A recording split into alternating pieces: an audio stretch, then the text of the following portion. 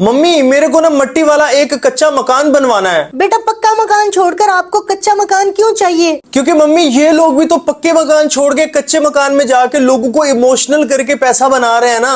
लेकिन बेटा वो तो अल्लाह पाक की नाफरमानी करके ये सब कुछ कर रहे हैं ना, आप भी ऐसा करना चाहते हो? नहीं नहीं मम्मी, मेरे को अल्लाह और नबी करीम सल्लल्लाहु अलैहि वसल्लम की नाफरमानी करके पैसा बिल्कुल भी नहीं बनाना, मैं ऐसे ही ठीक हूँ माँ जी। और ये वो लोग हैं जिन्होंने सबसे पहले तो लोगों को इमोशनली ये बताया कि हमारे कच्चे मकान है और हमारे पास पैसे नहीं है खाने को। उन लोगों ने तो इनको सपोर्ट करना स्टार्ट किया कि चलो यार किसी का चूल्हा जल जाएगा। तो बाद में पता चला कि भाई इनके पास जो पक्के मकान है वो तो हम जैसों के पास भी नहीं है। तो माँ कहती है आज मेरी बेटी ने माशाल्लाह सुभान अल्लाह माशाल्लाह सुभान अल्लाह इतने पैसे बनाए हैं। भाई अल्लाह और नबी करीम सल्लल्लाहु अलैहि वसल्लम की खुली नाफरमानी करने वाले लोग और उसी चीज से कमाए गए पैसे के ऊपर माशाल्लाह और सुभान अल्लाह भी कहते हैं। मैं इन लोगों से एक चीज पूछता हूँ कि आज तो आप अपनी फैमिली को दिखा दिखा कर यहाँ पर अच्छी जिंदगी गुजार लोगे, पैसा बना लोगे, लेकिन अल्लाह पाक को क्या जवाब देना है? उस जिंदगी के बारे में आप लोगों ने क्या सोचा है जो कि कभी खत्म ही नहीं होनी? भाई ये चीजें ना मेरी समझ से बिल्कुल बाहर हैं। इनके मेल हजरात कहां पर हैं? क्या वो भी इन जैसे ही हैं? और खुदारा आप लोग भी इन जैसों को सपोर्ट करना बंद करो यार। और अगर आप लोग भी चाहते हैं कि हिजाब को प्रमोट किया जाए तो भाई जल्दी से मुझे फॉलो करके इस वीडियो को शेयर कीजिए। आप लोग इसके बारे में क्या कहते हैं कमेंट्स में जरूर बताइएगा। तो मिलते हैं अगली वीडियो में, अगली वीडियो तक दीजिए मुझे इजाजत।